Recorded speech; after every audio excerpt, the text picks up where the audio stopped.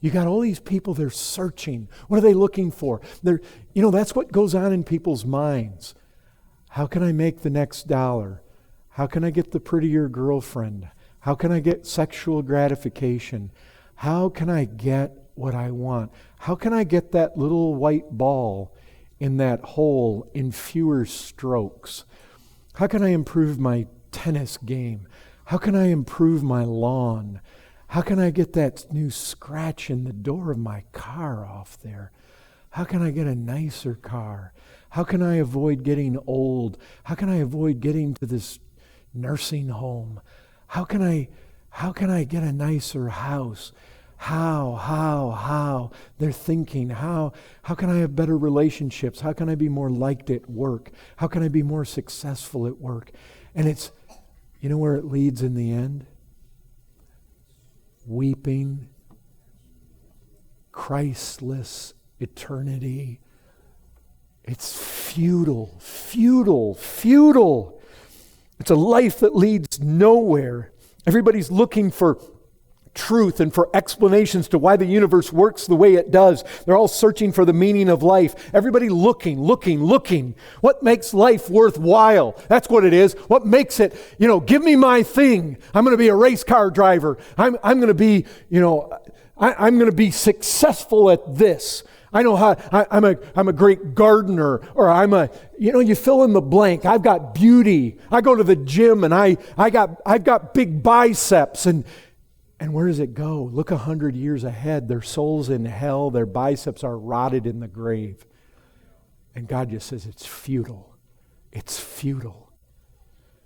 People trying to, let's put another Hubble, better than the Hubble telescope out there. And why? We're going to look out in the deepest realms and with all our scientists and all our knowledge, and we're going to try to see back to the Big Bang, and we're going to make sense of it all. And then they're in hell. And they die Christless. And it's all hell, and it's all empty.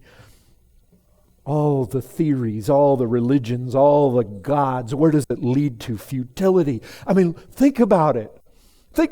My dad was a farmer. He worked at GM, but he was a farmer. You think about this. You strategize how to plant the field. When am I going to plant it? How am I going to plant it? I'm going to have a tractor ready. I'm going to go out, I'm going to till that field.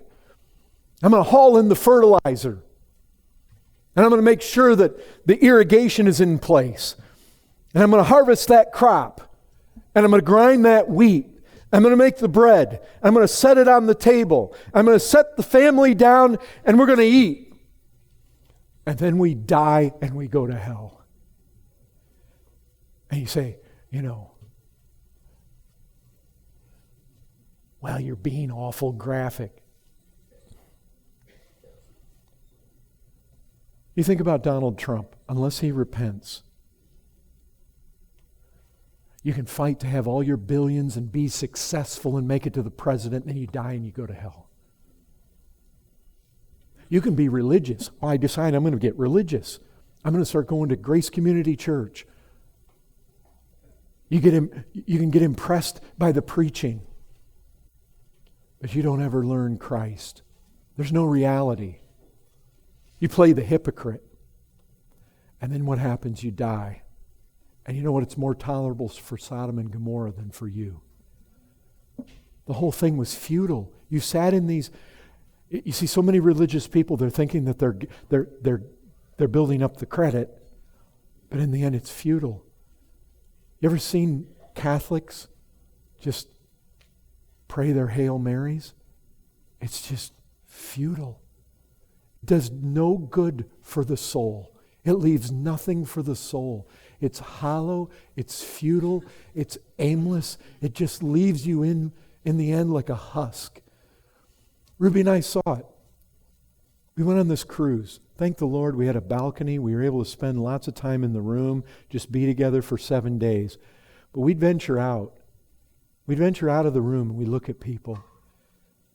The last day of the cruise, you should have seen the look on the people's faces. Empty, hollow. Why? That's their heaven. And in the end, all the anticipation, all the places they were going to visit, all the stuff, It just left them empty. That's what this world does. It just takes from you, takes from you, takes from you. We saw a documentary on Mike Webster. You know who he was? 18 years, professional football player. Was a center for the Pittsburgh Steelers. You remember him? He's a guy. Like he got that, whatever the football players they're finding in their brains now.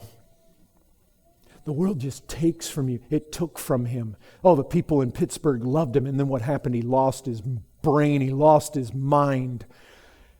All that impact with the brain. Impact. It tears the cells apart. Releases this protein. It basically clogs up their brains. They can't think straight anymore. And then he had Super Bowl rings.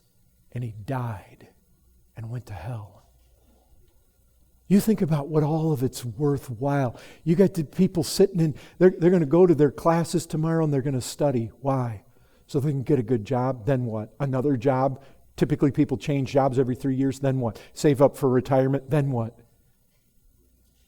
Then one day you're going home in a wet road and you get in a head-on collision and you die and you go to hell. Brethren, that is what's happening all around us. Every single Christless life is futility.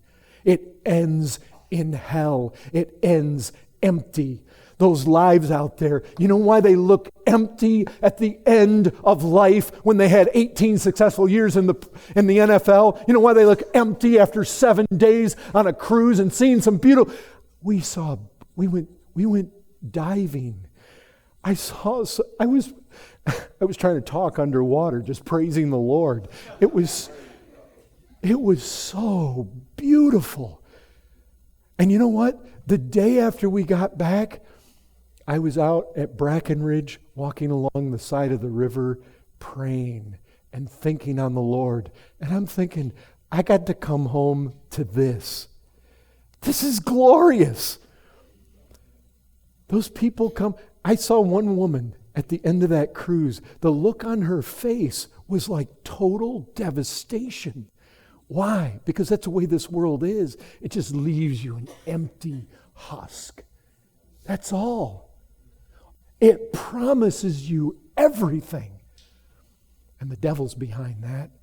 And it just leaves you empty, futile, aimless, nothing for the soul. Just futility.